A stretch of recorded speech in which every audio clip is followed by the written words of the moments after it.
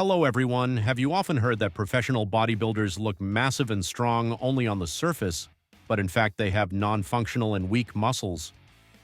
I think everyone has come across a similar statement at some point. Bodybuilding is constantly subjected to merciless criticism, as if there is no place to apply big muscles in real life, and it all looks somehow strange. And of course, apart from their appearance, bodybuilders don't strive for anything, unlike the same powerlifters or fighters. So the hero of today's issue destroys all these arguments to dust. After all, he is called, if not the most, then definitely one of the strongest bodybuilders in the history of iron sports. And these are not just words, but a fact confirmed by the competition protocols. This guy's name is Johnnie Jackson, and the total weight in his basic powerlifting 3 is more than a ton, namely 1,023 kilograms, where the bench press is 272 kilograms, deadlift 377, squat 374 kilograms. And these are very impressive results with the following anthropometric data. He was 173 centimeters tall and weighed 115 kilograms at the competition. Little is known about the childhood of the future bodybuilding star. Johnnie began to get involved in bodybuilding at a very early age, almost from elementary school. Our hero was brought to the gym by his older brother, who wanted to protect him from the street, but in the end instilled a true love for iron. The first success in sports for a young man with excellent genetics was the school bench press championship, where he won a barbell weighing 138 kilograms. It's worth clarifying that Jackson was only 16 years old at the time, and he was in the 9th grade. In addition, he also played football for the school team and was already quite powerful and physically superior to his rivals at that time. Unfortunately, Johnnie's brother dies in 1998. This becomes a real shock for our hero.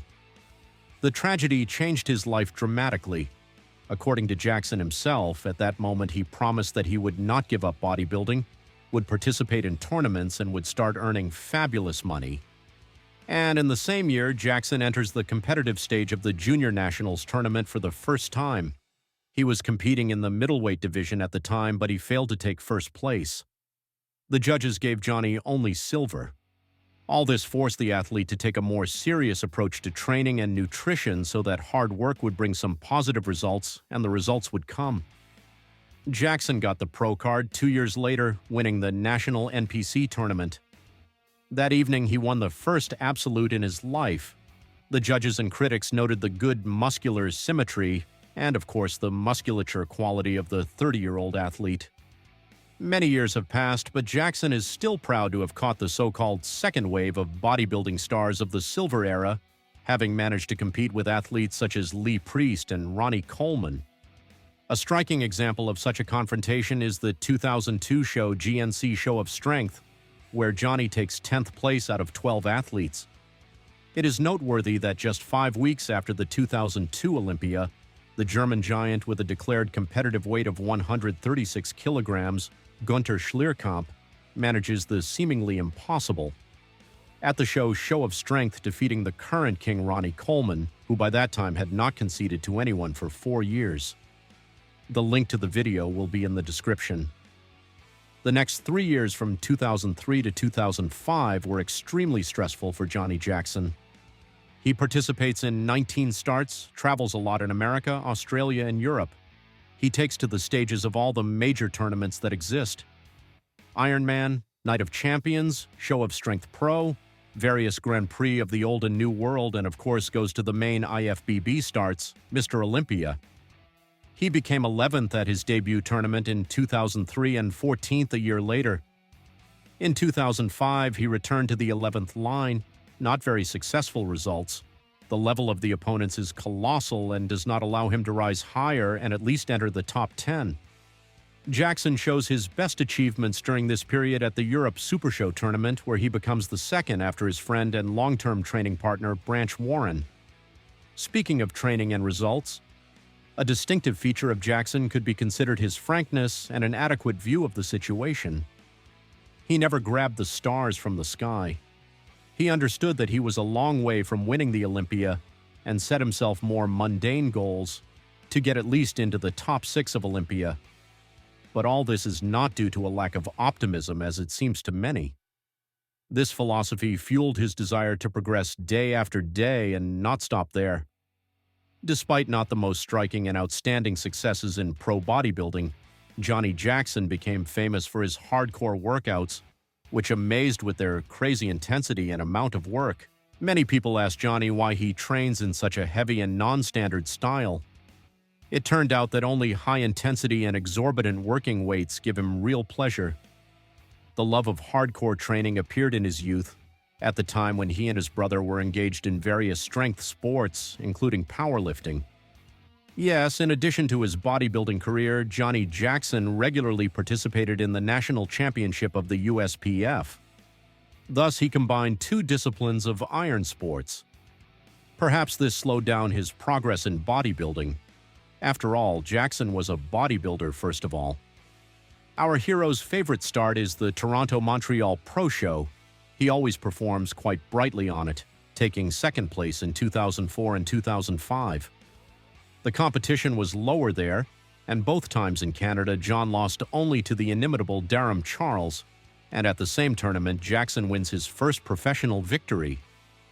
On September 3, 2006, in Montreal, he finally rises to the first step of the podium, defeating his eternal opponent, Charles. But the 2006 Olympia once again leaves him outside the top 10. The realities of bodybuilding are harsh. Johnnie is only 13th. In addition to his hardcore training style, Jackson was known for his excellent trapezius muscles. He probably had the best muscle group among all the bodybuilders he had ever stood on the same stage with. But all this is not just the result of good genetics or steroids, as many beginners believe. But in reality, Jackson always spent a lot of time working on trapezoids. His program usually included 4 exercises: scars in the Hummer, scars on the Smith simulator with a barbell behind your back, lifting a barbell to your chin, and scars with dumbbells while sitting. Time passes, and on September 17, 2007, in New Jersey, Jackson takes his second pro title. He becomes the winner of a fairly high-profile Atlantic City pro tournament. He gets around athletes like Melvin Anthony, Chris Cormier, and Darren Charles, but he had to wait 5 years for the next title. Only in 2012, in Essen, Germany, he went to a show called FIBA Power Pro 2012 and won it. There were more than 20 starts between these two wins, including 4 Olympia medals and a best place of 9th in 2007. The dream of getting into the top 6 remained a dream for him, but he still managed to get into the top 10, and more than once. He managed to achieve the same result, namely the 9th place at the Olympia in 2012. During his long career, Jackson's track record included podium finishes at various levels. He was just one step away from winning, but he was constantly losing a little bit. Either Cedric McMillan, Brandon Curry, or someone else. Jackson was already in his 50s, but in parallel with participating in bodybuilding tournaments, he did not forget about powerlifting. On January 22, 2012, Johnnie participated in the Raw Unity deadlift competition, where he pulled 349 kilograms in his first attempt. In the second, he couldn't beat 377, but he improved, and in the third, he still lifted this weight, setting his personal best at the age of 40. What is the secret of such impressive strength indicators? We will not find anything new in the athlete's training program, as it is in many ways similar to other techniques of professional bodybuilders. Strength training is based on basic exercises, as well as fairly frequent work on the pump, so that the muscles get bloodshot and become bigger, more resilient, and stronger. Jackson rarely countered approaches to exercises, as he usually worked to failure. He often used supersets, and the number of exercises themselves reached up to 8 per workout. In general, nothing new. It would seem that the reputation of an eternal loser should have forced our hero to accept and give up, but Jackson would not be himself if he gave up. Even in his 50s, he continued to plow, and in 2015 defeated Stephen Kuklo at the Texas Pro Show, and in 2017, at the age of 45, he won 2 titles at once, Arnold Classic Africa and Toronto Montreal Pro. Among the athletes he defeated were many top-level bodybuilders, and even such stars as, for example, Victor Martinez. Johnny performed at the highest level until 2020. His last tournaments were the Chicago Pro 2020 and the Arnold Classic of the same year, where he remained outside the top 10. It is noteworthy that he performed at Arnold at the age of 49, and next to him on stage was another veteran, 50-year-old Dexter Jackson, who eventually took silver, which also had a video about it quite recently. After completing his career, Johnny did not give up bodybuilding.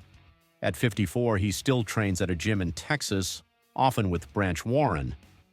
It's not so hardcore anymore, but still, Jackson is a frequent guest at various exhibitions, seminars, and competitions. Moreover, he is the organizer of his own tournament, the Johnnie Jackson Classic, which takes place annually in Texas. Johnnie Jackson's career was like a roller coaster, where rapid ups were abruptly replaced by deplorable falls, and successful performances were replaced by defeat and vice versa. There was a rumor among the people that the majestic throne of Mr. Olympia for Jackson was just a mirage in the desert, which was gradually moving away from him, no matter how hard and persistently he trained. Perhaps this is true, but the main thing for Johnnie Jackson has always been something else: self-expression and the fact that he never gave up and probably reached his maximum in his career.